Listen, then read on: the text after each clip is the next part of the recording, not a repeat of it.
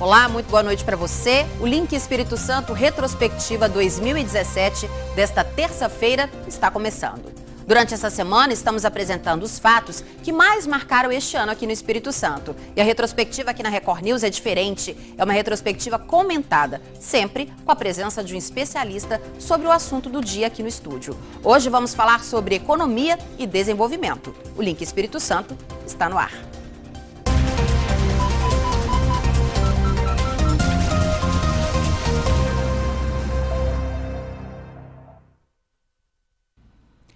A nossa retrospectiva hoje fala de economia e desenvolvimento. Vamos relembrar agora quais foram os fatos que mais marcaram a vida dos capixabas em 2017. Apesar da grave crise que o Brasil ainda enfrenta, o Espírito Santo em 2017 se destacou positivamente no cenário econômico nacional. Com o equilíbrio nas contas públicas, fechamos 2017 mais uma vez no azul. Com as finanças equilibradas, o governo concedeu, depois de 3 anos, abono aos servidores e anunciou reajuste e concurso público para 2018. Também recebemos nota A no ranking que avalia a capacidade de pagamento dos estados. Esse ranking é elaborado pelo Tesouro Nacional e a nota leva em conta 3 indicadores: endividamento, poupança corrente e liquidez. Para injetar ânimo e dinheiro na economia, o governo federal liberou o saque das contas inativas do FGTS em março deste ano. Só aqui no Espírito Santo, 616 mil pessoas tiveram direito ao saque de mais de 600 milhões de reais. Muita gente correu para as agências da Caixa para garantir o dinheiro extra. A maioria usou o recurso para quitar dívidas atrasadas. Eu vou pagar minhas dívidas, né? Acabei de pagar umas agora e acabou de chegar. O que é isso aí que acabou de chegar? A minha dor do carrinho meu. IPVA. É, o IPVA eu vou terminar de pagar agora. Depois de muitos anos de espera, o Porto de Vitória finalmente foi ampliado. As obras, que custaram 118 milhões de reais e começaram em 2012, foram entregues em outubro. Agora, o canal de acesso do porto e a bacia de evolução, área em que os navios fazem as manobras, tem 13,5 metros de profundidade. Isso permite receber embarcações com até 70 mil toneladas, o dobro da antiga capacidade. O estado ganha mais competitividade para atrair cargas internacionais. Atualmente são movimentadas cerca de 6 milhões de toneladas em mercadorias aqui no Porto de Vitória. Com a obra pronta, a Codesa espera que este número chegue a 8 milhões. O Porto de Vitória pode agora receber navios maiores. Estamos oferecendo a capacidade e agora os empresários começam, sabendo dessa capacidade, a já negociar com navios maiores a frequentar o porto. Essa negociação, ela traz fretes menores, ou seja, a cobrança do transporte é mais barata e aí a gente consegue ser mais competitivo. A gente andou, historicamente, perdendo cargas para outros portos e para outros estados. E a gente volta a ter essa competitividade. Enquanto o porto atrai novos clientes, a BR-101 continua sendo um entrave para a exportação das riquezas capixabas. 2017 foi marcado por grandes tragédias na estrada. 2 acidentes, um deles com o grupo de dança folclórica de Domingos Martins, deixaram como saldo 34 mortes. E o Espírito Santo ficou de luto. As tragédias reforçaram a importância de aumentar a fiscalização do transporte de rochas ornamentais e a duplicação da rodovia, prevista em contrato. A Eco 101 chegou a divulgar que não faria a obra por falta de recursos. A NTT tecnicamente vai analisar, né, verificar o que juridicamente é possível se fazer, né, para que esse contrato não se perca. É de interesse de todos nós, né, que haja uma repactuação dentro daquilo que a legislação determina e que os investimentos sejam mantidos. E é essa garantia que nós estamos dando aqui hoje. Mas, diante das pressões, a Eco 101 voltou atrás e garantiu que a BR será duplicada. A duplicação na rodovia é considerada importante sim, né? A gente pode ter um número de acidentes de gravidades, né, com maior gravidade, reduzidos se houver essas duplicações. No caso, se tiver também contenções que dividam o fluxo de veículos nas rodovias, né, no meio da rodovia. Então, é importante a questão da duplicação para que a gente consiga mesmo prevenir esses acidentes mais graves. Outra obra bastante esperada pelos capixabas é o novo aeroporto de Vitória. A expectativa era de que a inauguração aconteceria agora no Natal, mas houve um novo atraso no cronograma. O complexo aeroportuário Eurico Aguiar Salles contará com 2 pistas para pousos e decolagens e um novo terminal de passageiros. O investimento total é de R$ 653.900.000. A capacidade de passageiros passará de 3.300.000 ao ano para 8.800.000. O Ministério do Planejamento pretende conceder o aeroporto à iniciativa privada. Com certeza, um gestor privado vai rapidamente buscar trazer voos internacionais para cá. Com isso, a gente vai ter um aeroporto internacional, Vitória vai ter possibilidade de ter conexões para o exterior. São coisas que a gente acredita que um gestor privado tem mais capacidade, mais velocidade para fazer, e por isso a gente, assim que concluir a obra e tudo, vamos fazer a concessão para o setor privado do aeroporto de Vitória.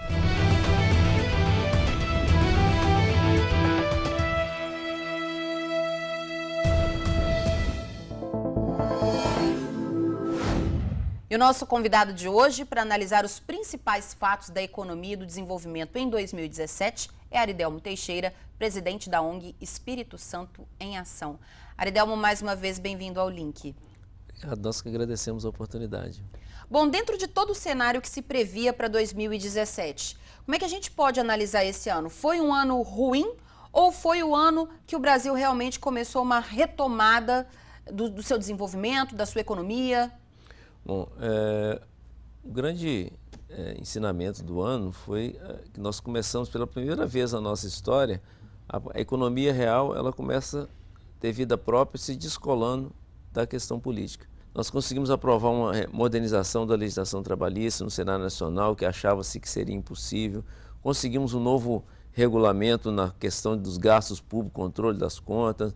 Conseguimos refazer a regulação do petróleo, que mudaram lá em 2010, 2012, travou investimento, ninguém conseguia mais investir, a receita do Estado, que é impactada pelo petróleo, desceu ladeira abaixo.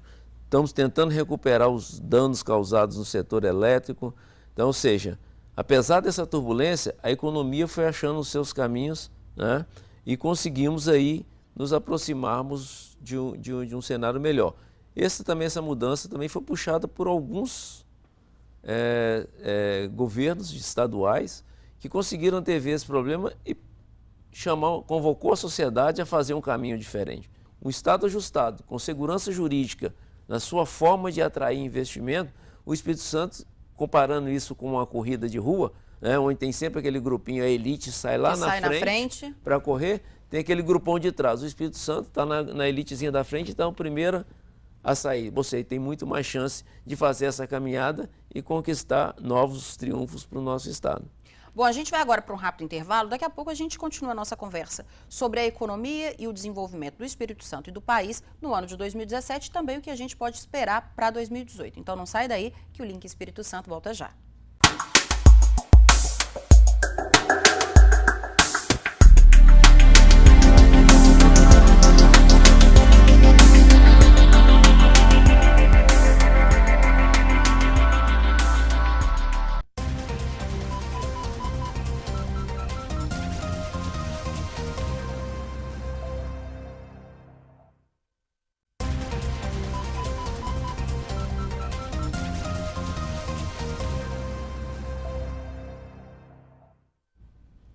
Estamos de volta com o Link e a nossa retrospectiva de hoje, a gente fala sobre a economia, também sobre o desenvolvimento. Eu recebo o Aridelmo Teixeira, ele é presidente da ONG Espírito Santo em Ação. O Estado tem seus gargalos, tem aí o que impede a nossa economia de se desenvolver ainda mais, de crescer ainda mais. Um exemplo disso é a BR-101, foi um grande problema que os capixabas enfrentaram em 2016, com tantos acidentes, com tantas mortes, e a notícia de que a BR talvez não seria duplicada. Houve uma queda de braços, no final a Eco 101 acabou cedendo. Como é que vocês do Espírito Santo em Ação veem a questão da BR-101 como um gargalo para o desenvolvimento da nossa economia? Quando saiu o projeto de privatização, nós extremamente favorável a esse processo, né, qual a diferença que a gente deve ser ressaltada nesse processo? Quando o Estado tem um contrato, você tem com quem reclamar. O que a sociedade fez agora? Todo mundo, não foi isso contratado, não é isso? A empresa se reorganizou e olhou e falou, não, realmente vão fazer. Se isso é do Estado, olha as outras rodovias do Estado. Já estão assim há mais de 30, 40 anos. Você vai reclamar com quem?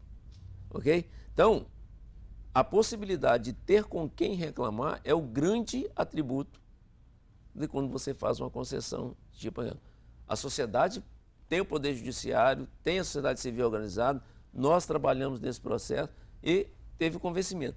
Obviamente, qualquer concessão, isso já está previsto em lei, tem previsão para você fazer o reequilíbrio do contrato. Né? Quando você faz lá, você tem uma meta. Né? Então, por exemplo, vamos passar 10 mil carros por dia.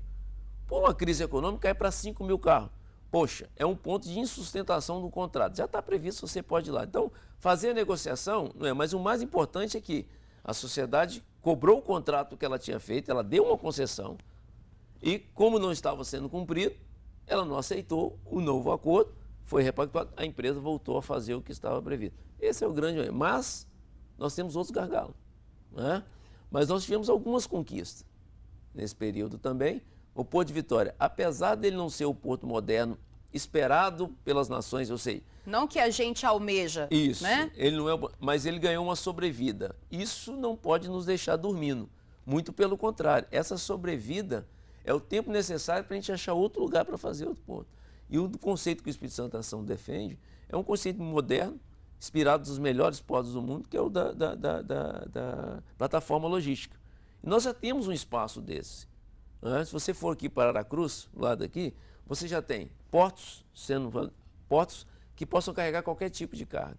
Você tem uma linha férrea já próxima, você tem um aeroporto pequeno ainda, mas de fácil ampliação, você tem rodovia 101 passando em frente, sim, que pode estar sendo duplicada. Ou seja, se nós nos organizarmos e que centrarmos força num polo desse, tem lá o Porto Central no sul, são duas ações que podem garantir essa facilidade que o Espírito Santo tem pelo seu posicionamento geográfico de ser a porta de entrada e saída do Brasil, né, com o comércio internacional. Então, se você tem plataforma logística, se você tem rodovia, tem ferrovia, tem aeroporto, tem segurança jurídica, dinheiro vai aparecer para investir. Mas vai precisar um elemento fundamental que é o recurso humano, de qualidade. Bom, se a gente não estiver produzindo esse recurso humano aqui, recurso vamos ter humano que trazer de fora. Migra. Então, quer dizer, quem vai assumir esses postos? São de fora. Que é o que aconteceu no Espírito Santo na década de 70. Quando vieram os grandes projetos para cá, né, chegou uma época que tinha mais estrangeiro no Espírito Santo do que capixaba. Porque os projetos chegaram e os capixabas ainda naquela época não estavam prontos para assumir os grandes desafios das grandes empresas. Agora não, agora nós temos, se você observar, nós temos no Espírito Santo hoje instituições de ensino superior entre as melhores do Brasil, temos instituições de ensino de nível médio entre as melhores do Brasil, e o Estado assumiu uma postura de focar em desenvolver pessoas para o século XXI, que são pessoas com capacidade cognitiva, mas também com a parte emocional desenvolvida. O governo não está nos dando nada mais do que o quê? Segurança jurídica, está nos dando o quê? Equilíbrio econômico, para que nós, capixabas, possamos usar nossa potencialidade e fazermos o nosso sustento. Então, é isso que a gente espera para o Brasil, né? Que o brasileiro, nós somos uma democracia muito jovem, estamos aí 30 anos aprendendo a votar, né? Tem uma desilusão com a representatividade como um todo, né? Da política representativa, você elege alguém para ir lá e fazer por você, né? Então, todo esse elemento vai desaguar o ano que vem. E dependendo de quem ganhe, esse descasamento da política pode se reverter e efetivamente a gente voltar a ter um cenário pior até que nós estávamos com 2013. Por quê? Porque, como eu coloquei no início para vocês, a Previdência nossa tem um déficit. Um teto. Né, que está crescendo e vai acabar comendo, se não fizermos nada, no cenário federal é muito pior. Então, provavelmente, só o fato de não aprovar a reforma da Previdência hoje, que aqui não é bom de ficar discutindo essa bobagem que o pessoal... se eu pegar o dinheiro daqui, dali, a Previdência não tem déficit. É óbvio que não, você pegar o orçamento inteiro, não vai ter. Sim. Mas o orçamento inteiro voltado para pagar benefícios, a sociedade não vai sobreviver, né? Então, se não fizer isso, esse contágio vai acontecer novamente. Só que com a diferença, em 2009, 2010, 2011, o Brasil vinha acumulando gordura. Então nós passamos um tempo comendo a gordura, né? E ela acabou. Agora o país está na pele e osso. Não tem mais de onde tirar. Um governo mal sucedido de 4 anos, nós vamos lá parar igual a Venezuela, nós estamos vendo hoje. Você vai no supermercado, ó, esse mês você só vai poder levar um rolinho de papel higiênico para a família inteira. Vai ter que usar a folha de um lado e do outro. Ou seja, se a gente não acordar, esse descasamento que está dando esse alívio, esse respiro, esse alívio, ele pode voltar numa dimensão, é igual gripe quando você não cuida bem. Volta pior. Você começa a achar que está saindo bem, já sai para o frio, toma gelado, ela vem numa recaída e te joga no chão. Se a gente não tomar cuidado, 2019 virá muito pior do que tivemos em 2013. Aí não vai ter 13 milhões, vai ter 25, 30 milhões de desempregados. Aí é convulsão social. Aridelma, eu gostaria de agradecer a sua presença aqui no Link e deixar aqui o nosso espaço sempre aberto. Eu que agradeço, né, a oportunidade e desejar a todos aí um 2018 robusto de trabalho. Próspero, mas com resultados tão expressivos. Quando eu falo de resultado, eu estou olhando para longo prazo. Estou pensando nos meus netos, meus bisnetos, né? É construir uma sociedade de longo prazo. É tijolinho que a gente vai construindo com ética, moral, severidade, austeridade. A gente vai construir uma sociedade muito melhor e mais justa para todos. Muito obrigado. Obrigada. Bom, agora o Link vai para um rápido intervalo e na volta tem mais notícias para você, então não saia daí. Link Espírito Santo, sempre ligado em você.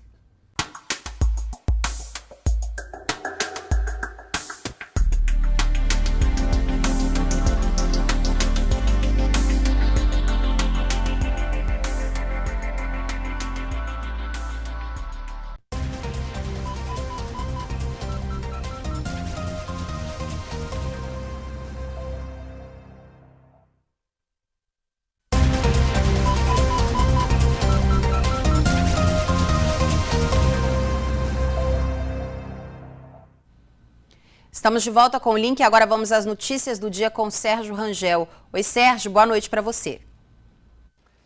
Oi, Adriana, boa noite. Um grave acidente na BR-262, no município de Irupi, no sul do Espírito Santo, deixou 5 pessoas mortas. A batida aconteceu por volta de 10h30 da manhã no quilômetro 184 e envolveu 2 carros de passeio que bateram de frente. 4 pessoas morreram no local e um adolescente de 17 anos chegou a ser socorrido, mas morreu no pronto-socorro de Irupi. Uma mulher foi encaminhada para o hospital de Cachoeiro de Itapemirim e um outro sobrevivente foi levado para um hospital da Grande Vitória. Um helicóptero da Polícia Militar chegou a ser usado no resgate e, com o acidente, o trânsito de veículos na BR-262 ficou totalmente paralisado por algumas horas. Olha, mudando de assunto, a terça-feira começou com greve de ônibus aqui na Grande Vitória. Apenas uma parte da frota rodou por determinação da Justiça. Sindicato patronal e dos rodoviários não chegam a um acordo sobre o reajuste da categoria.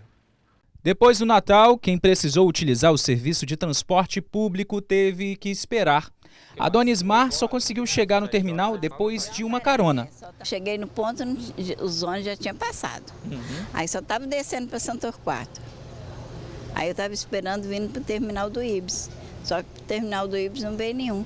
Estava demorando, né? Não veio nenhum. Quanto tempo que a senhora esperou? Fiquei mais de 1 hora, eu fiquei. E como é que você chegou aqui agora? Cheguei de carona. Se não fosse carona? Se não fosse carona, eu ainda estava lá. O Jonas, que começou a trabalhar hoje, não sentiu tanta demora assim. Tá rodando bastante ônibus, pelo jeito que eu tô vendo, o movimento dos ônibus. Então assim, seu dia a dia hoje não tá atrapalhando, só tá demorando um pouco. Demorando um pouco, graças a Deus. Os ônibus da Grande Vitória estão operando com 70% da frota em horários de pico e 50% nos demais. O GV Bus divulgou nota informando que rodoviários dificultaram a saída em todas as garagens do sistema Transcol. Infelizmente, sim, eu acho que o GV Bus, essa nota que eles passaram aí, foram infelizes, porque aqui na garagem onde eu estou atuando, saiu 70%, nós estamos agora 10 para as 11, ainda não retornou os 20% que teria que retornar. tá? E os 70% saiu normal, aqui não houve incidente de percentual. Com o impasse entre Sindrodoviários e o sindicato patronal, a frota continua reduzida por tempo indeterminado. O GVBus alega que as empresas de ônibus não podem pagar o reajuste exigido pelos rodoviários. Com isso, quem decide esse impasse é o Tribunal Regional do Trabalho. Os rodoviários pedem 5% de reajuste salarial e os empresários afirmam que não podem oferecer mais que 1,83%.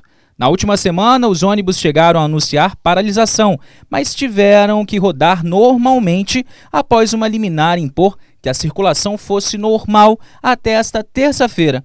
O diretor jurídico do Sindrodoviários não acredita em acordo antes da virada do ano. A situação está muito complicada, porque eu estive conversando com alguns empresários, eles falaram que dentro desse período de recesso do judiciário, da justiça, eles não iriam sentar mais para conversar. Então, isso faz a gente ver que tem que esperar pela justiça, que está em recesso, né? Infelizmente, acredito que ela vai se estender por um longo tempo. E olha, foi assassinado na noite de ontem o ex-vereador de Vitória, Antônio Denadai. Ele foi morto a facadas durante uma briga por Alessandro dos Santos Rodrigues, caseiro do sítio de Denadai, em Santa Leopoldina. Depois do crime, Alessandro tentou fugir, mas acabou sendo morto pelo funcionário de uma propriedade vizinha. O homem que matou Alessandro está foragido. Em que história! E olha, a polícia apreendeu 30 mil peças de produtos falsificados que eram vendidos em lojas aqui da Grande Vitória. A denúncia foi feita por empresários que têm o direito legal de comercializar as marcas. A operação de Natal foi realizada em 4 fases e contou com o apoio da Polícia Patrimonial. A ação teve como finalidade apreender produtos falsificados. Existe realmente uma indústria da falsificação, há crime organizado por trás, trabalho escravo, trabalho infantil. As peças são perfeitas. Gente com muito dinheiro está investindo nesse crime porque ele tem uma lucratividade muito alta. Por exemplo, um box que a gente fechou tinha 300 mil em mercadoria de tênis. Isso não é aquela pessoa que está desempregada, que não tem como trabalhar com outra coisa, é gente que está lucrando alto. Nesse caminhão aqui a gente tem só uma parte das 30 mil peças falsificadas que foram apreendidas. Se esse produto todo fosse vendido, geraria um prejuízo de 30 milhões de reais às lojas que vendem produtos originais. O representante dos comerciantes do estado, que trabalham com marcas conhecidas, ressalta a importância de ações como essa, já que o mercado lojista continua em crise. Tive mais ou menos na Grande Vitória 25 pontos de venda, clientes fechando loja, justamente pela concorrência desleal. Dentro de Campo Grande, por exemplo, nós mapeamos, nós temos um cliente de surfwear, que é o meu segmento, e nós tínhamos 7 lojas vendendo surfwear, e tudo falsificado. Então isso aí é a geração de emprego dentro desse segmento. Teve cliente meu que tinha 250 funcionários, hoje tem 70 e não contratou para o Natal. De acordo com o delegado da Delegacia Patrimonial do Estado, a ajuda dos comerciantes e da população é primordial para que ações como a Operação Natal aconteçam. A polícia trabalha a partir do momento que ela é provocada, e ela foi provocada pelos representantes comerciais, pelos lojistas. A gente atua de uma forma mais incisiva e dando a resposta à sociedade, porque esse tipo de comércio irregular prejudica o emprego, prejudica a arrecadação, se prejudica o cliente que está achando que está comprando um produto verdadeiro, mas na verdade se trata de um produto pirata. Então é uma rede de irregularidades que a gente vem combatendo.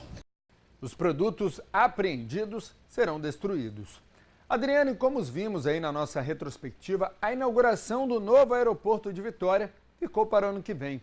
Hoje, a Infraero informou que houve atraso nas obras por causa das chuvas e que elas serão entregues no primeiro trimestre do ano que vem. Para começar a operar, ainda precisa das licenças, que só serão concedidas com o fim dos trabalhos. Ainda segundo a Infraero, o novo terminal de passageiros está em fase de testes das instalações elétricas e eletrônicas, montagem final das esteiras, mobiliários e acabamentos. Já a nova pista de pouso e decolagem está em execução da última camada. Adriana, voltamos com você aí no estúdio. Esta semana nós estamos apresentando a nossa retrospectiva. E nenhuma das nossas reportagens iria ao ar se não fosse o trabalho dos nossos repórteres e cinegrafistas. E eles escolheram também qual foi a reportagem que mais impactou a vida deles neste ano. Vamos ver o depoimento do Vitor Zucolotti.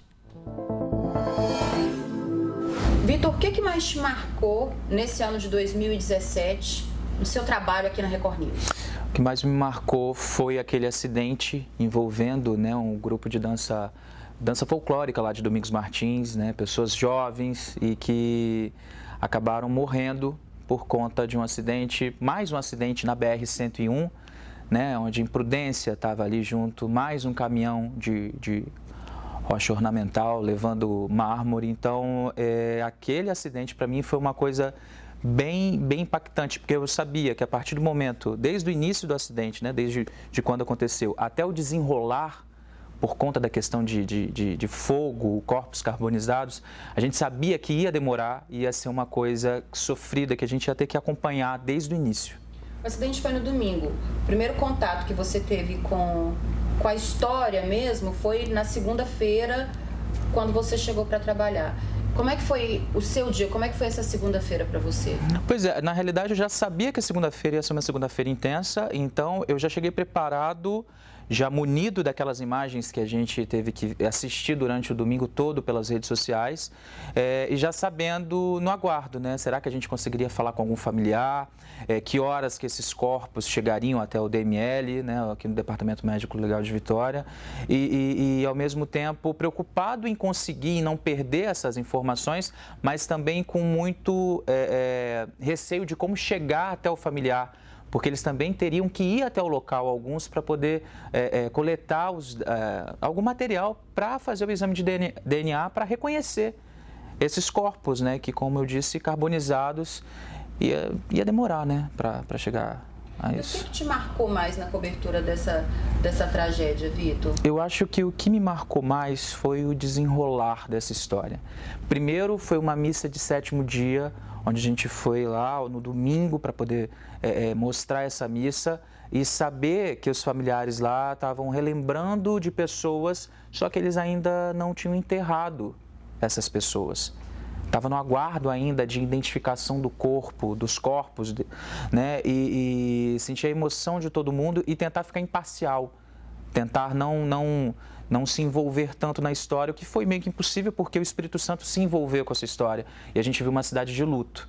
E depois foi o dia mesmo em que esses corpos foram liberados e que houve o velório coletivo em Domingos Martins, que a gente viu uma cidade em luto ainda, mas um pouquinho talvez aliviada de ter conseguido encerrar, pelo menos naquele momento, a dor daquelas famílias.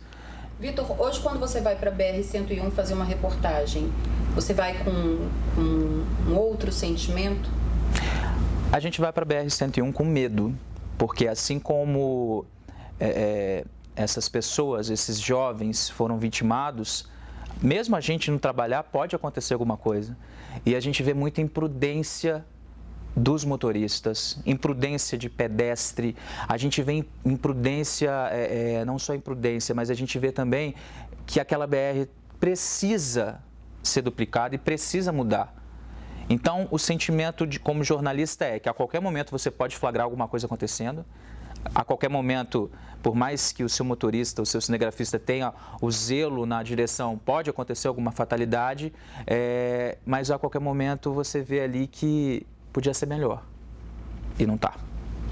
E pelas famílias dessas vítimas, desse acidente, a gente precisa cobrar. Com certeza. O jornalismo está aí para isso. A gente tem que cobrar, a gente tem que procurar culpado, sim, porque tem culpado. E, acima de tudo, a gente tem que conscientizar e não parar nunca, porque é essa a nossa luta. O jornalismo não está aqui simplesmente para te jogar as notícias, não. O jornalismo está aqui para te mostrar o que está acontecendo, mas te fazer também refletir e ajudar a gente nessa busca para que a impunidade no trânsito seja extinguida, acabe. A gente vai para um rápido intervalo e na volta tem as notícias desta terça-feira por todo o estado. Link Espírito Santo, sempre ligado em você.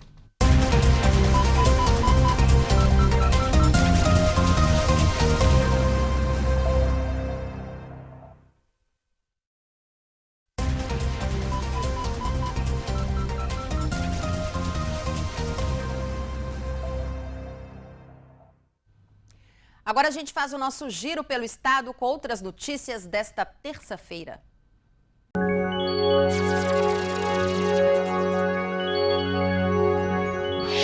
Olá, boa noite para você que acompanha o Link Espírito Santo. Começou o cultivo da uva em Anchieta.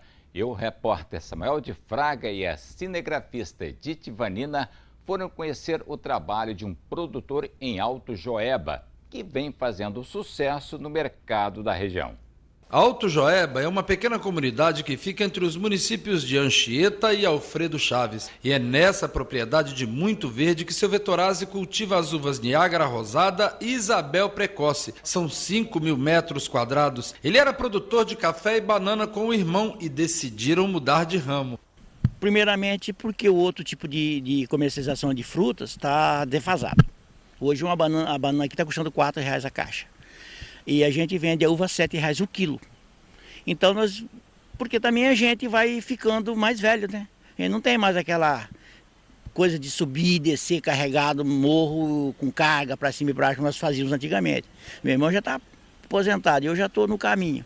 Então eu resolvi plantar uva para ser um benefício para a gente aumentar a renda familiar, né? O produtor nos conta que no começo ganharam algumas mudas para fazer um experimento no negócio. A coisa deu certo e resolveram investir e fazem questão de tomar conta sozinhos da plantação, que está bonita de se ver. A gente trabalha em nós dois sozinhos, meu irmão, nem está aí hoje, saiu. Quando é época de poda, a gente separa os talhões para trabalhar mais tranquilo. Então a gente pega uma parte, separa, poda aquela parte, adubo orgânico, claro, a gente usa adubo químico também, um adubo foliar, e separa as partes para não ter que chegar tudo de uma vez só. Porque se chegar tudo de uma vez, você acaba perdendo. O espaçamento é de 2 por 2,5. A irrigação é por gravidade. A água aqui na propriedade tem em abundância. As videiras têm o crescimento controlado pela poda para que não fechem o ambiente por completo, pois a videira é uma planta que gosta de sol. A tela é para proteção contra milde que vem pelo vento e o ácaro branco e passam de um pé para o outro, destruindo a qualidade da fruta. Ela chega atacando pelas folhas, principalmente as pontas, como eu já mostrei. Das folhas que são novas, ela não ataca a folha de vez, só as folhinhas novas, brotinho, ela vai atacar ali e vai embolar as folhas. As folhas vão enrugar, no caso fica tipo uma sombrinha. Dali ela vai passar por cacho. O milde, ela passa por cacho, a folha dá o ácaro, dá a traquinose, e a milde pega no cacho. O que ele pegar no cacho, isso aqui, ó, meio aqui, fica todo branquecento. Aí a fruta está perdida. Aí praticamente esse cacho está danificado. Aí acontece que ele fica branco, seca e cai todas as baguinhas, ela não desenvolve. São 950 pés de uvas. A colheita aqui começou no início de dezembro e vai até fevereiro. A comercialização é feita aqui mesmo na região ou pessoas que vêm visitar a plantação e aproveitam para comprar o produto. Agora, olha só. As parreiras estão assim, carregadas e os cachos estão muito bonitos. Tem pé de uva aqui que chega a produzir 30 quilos de uma vez só. O manejo dela é difícil e também não é tanto. O mais é quando você planta, que você tem que conduzir as plantas, amarrar, tomar conta da formiga, até ela chegar ao porte que está nos arames aí que vai conduzir. Depois você seguir a poda. O produtor usou uma técnica interessante para que a produção prolongue mais. Ele utiliza um sistema de talhões diferenciados para que as uvas não amadureçam todas de uma só vez. Olha a diferença dividindo a plantação. O que você poda primeiro, ela vai amadurecer primeiro.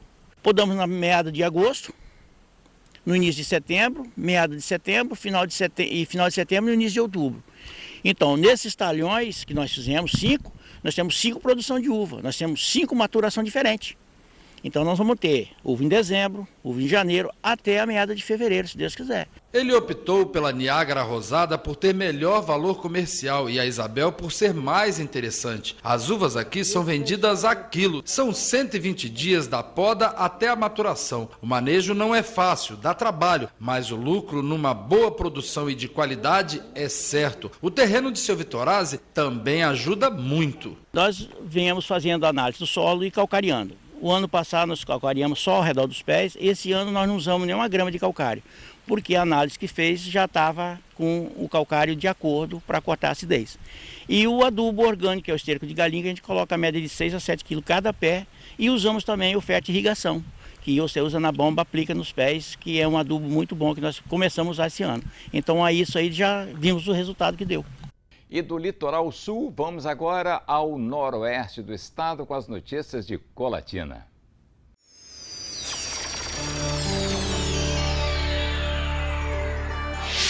Olá, boa noite para você que nos acompanha no Link Espírito Santo. Para você que exagerou no Natal, fique atento a essas dicas. A repórter Tainara Lebar conversou com uma médica sobre os excessos, seja na comida ou na bebida, nas festas de fim de ano. Como compensar os excessos de fim de ano? Quem vai falar sobre isso com a gente é a médica da família, Ariana Peçanha, que está aqui comigo. E ontem foi Natal, às vezes bate aquela culpa no dia seguinte, mas não pode se sentir culpado, né? Tem que aproveitar o momento, né, Ariana? Exato. No que diz respeito, né, aos excessos de final de ano, sobretudo na época de Natal e Ano Novo, são ocasiões realmente especiais em que se vale a pena as exceções, né? E quando a pessoa tem o objetivo de seguir uma alimentação mais saudável, muitas vezes ela se sente culpada. Mas o fato de ter excedido um pouco nesse período de Natal e Ano Novo, às vezes amigos X, confraternizações, não é motivo para se culpar e achar que está tudo perdido. Sempre tem como rever, correr atrás do prejuízo para tentar compensar o que aconteceu. E como fazer essa compensação? Essa compensação deve ser feita, sobretudo, na escolha certa dos alimentos, né?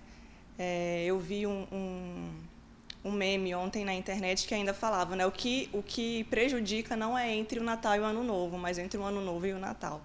Então, a gente tem um ano pela frente para poder seguir uma alimentação correta e abrir as exceções nos períodos certos, nos períodos que realmente são especiais. Então, observar a origem dos alimentos, preferir alimentos com baixo teor de açúcar e de refinados que são industrializados, né? Eu acho que, independente do objetivo da pessoa, que seja emagrecimento ou só a busca por uma saúde melhor, a escolha dos alimentos deve ser feita preferindo os alimentos de verdade e reduzindo o consumo dos alimentos industrializados, que são os que têm maior teor de açúcar e de refinados, que esses sim fazem mal para a saúde em vários aspectos. Então, observar isso é muito importante, porque no Natal e no Ano Novo, guloseimas, sobremesas, comidas um pouco mais carregadas, né, de ingredientes que muitas vezes podem nos fazer mal.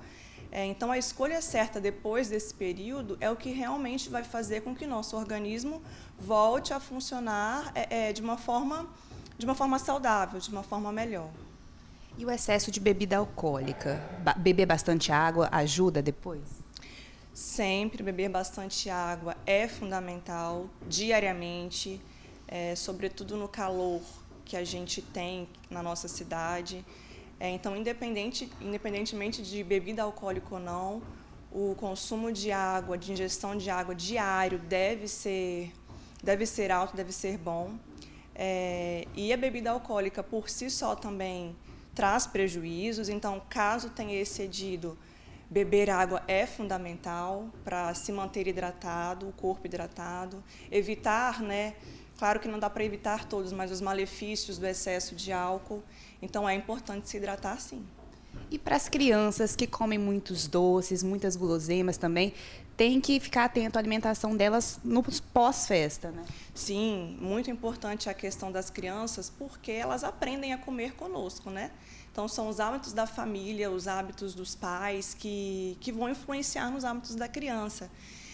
Então, por isso que eu digo muito a questão dos alimentos de verdade, sabe? A alimentação, quanto mais natural for, melhor, e menos industrial. Então, é claro que a gente não vai privar a criança de experimentar, né? De ter experiências com os alimentos, com as guloseimas. Só que é importante que se crie o hábito familiar de uma alimentação saudável. Isso não significa cortar carboidratos ou não pode gordura, né, o tipo de alimentação que a gente vê, tira lactose, tira isso, tira aquilo. Não é isso, mas optar pela alimentação natural, pela alimentação saudável. Isso, por si só, já evita uma série de danos que podem se desenvolver ao longo da vida. Então, o hábito, sobretudo na criança, para ela criar o hábito também depois, deve ser a preferência pelos alimentos saudáveis, vegetais, frutas, né, os legumes, os tubérculos, né, que são os bons carboidratos, que inclui batata, inclui inhame, aipim. Então, não é privar ela de se alimentar, mas escolher os alimentos corretos. Dicas importantes para serem acompanhadas e, é claro, né, fica o conselho também para você que já está pensando aí na festa da virada do ano.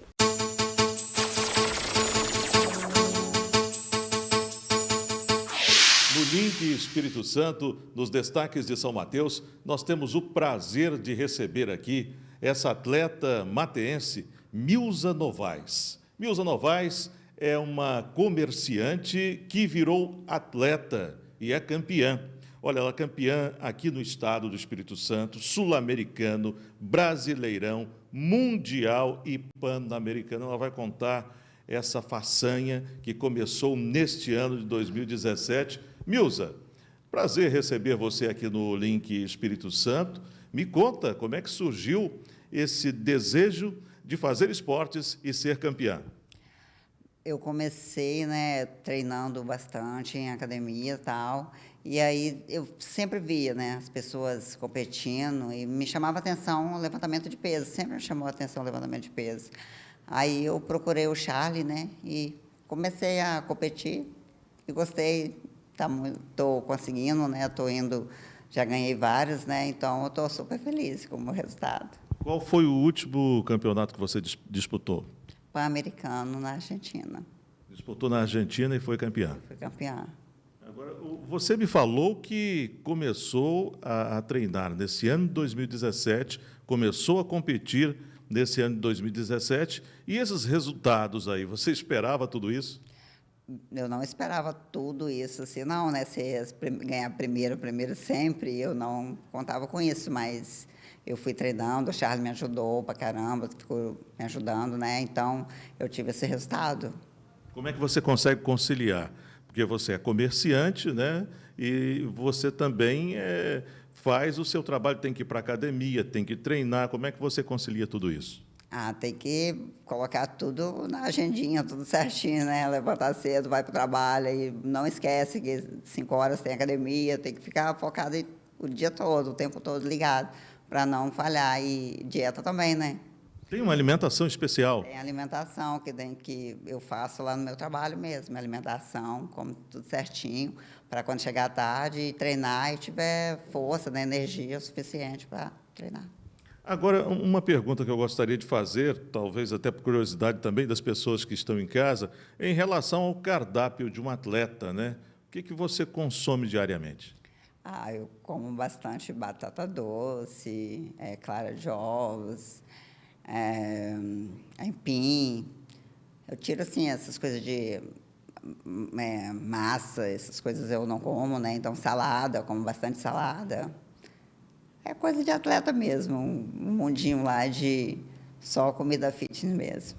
Agora, Milza, você é campeã, você disputou também o Mundial, foi campeã, trouxe esse título aqui para o município de São Mateus, e às vezes a maioria das pessoas não sabem, né, desse resultado positivo que você teve, você trouxe essa vitória para o município de São Mateus e também para o Espírito Santo. Eu trouxe, fui para Las Vegas, né?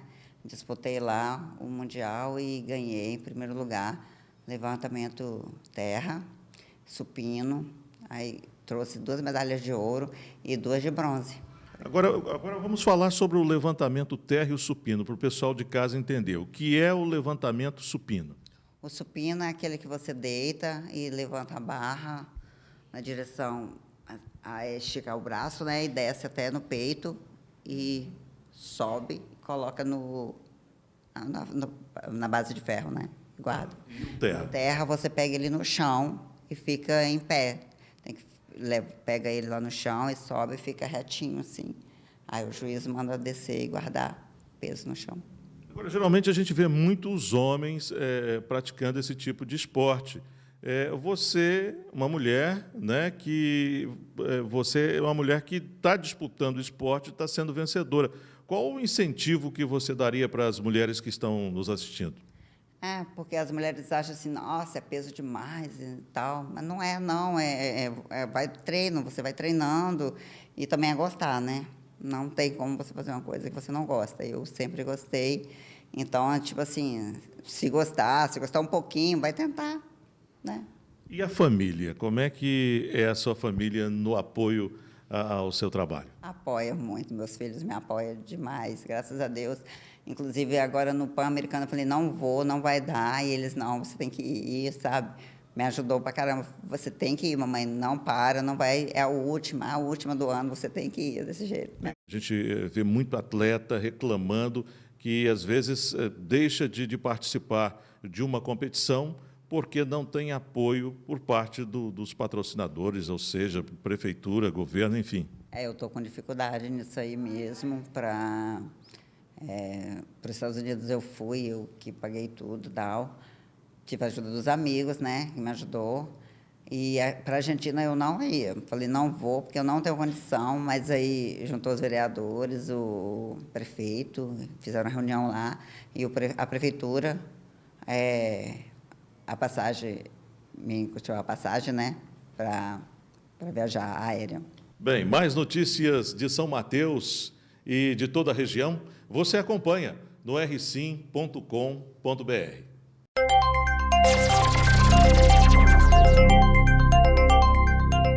Alunos se empenhando para tirar boas notas durante todo o ano letivo em 4 escolas aqui de São Gabriel da Palha. Essa é a nossa boa notícia de hoje. Esse é o resultado do projeto Aluno Nota 10, desenvolvido pela loja maçônica Estrela de São Gabriel, com parceiros públicos e privados. Ontem foi o dia da premiação, tão esperado pela comunidade estudantil das escolas municipais. Hilda Ferreira da Fonseca Martins, Bertolo Malacarne, Irmã Adelaide Bertocchi e da Escola Estadual São Gabriel da Palha. Não só dos 40 que foram agraciados aqui com as premiações, né? Mas para o universo que tem das quatro escolas ali, de 2.600 alunos, né? O projeto não mobilizou só os 40, né? Mobilizou todo esse universo que eu tinha falado antes, né? E é igual aquela história das tâmaras, né? Você vai lá, tem um velhinho que vai lá e planta uma tâmara com seus 60 anos de idade. Tâmara demora muito para florescer e dar frutos, né? E com certeza aquele velhinho não vai colher. Aí a pessoa pega e pergunta para ele, né? Por que você planta já que você não vai colher? A gente planta não é para nós, né? A gente planta para que lá no futuro os frutos sejam colhidos pelos nossos filhos, pelos nossos familiares. Isso é tudo que a gente pensa. O evento aconteceu no auditório da Escola Hilda Ferreira da Fonseca Martins e recebeu autoridades locais, empresários, educadores, pais e alunos. Porque isso incentiva muitos alunos. A gente vê os alunos buscando cada vez mais o aprendizado para aprender mais e tirar boas notas para conseguir o prêmio no final do ano. A premiação funcionou assim. Os 10 melhores alunos de cada escola, nos quesitos nota e frequência, receberam um certificado de honra ao mérito e um passeio turístico à capital do estado, sendo que terceiros, segundos e primeiros lugares ainda foram premiados com smartphones, tablets e notebooks, respectivamente.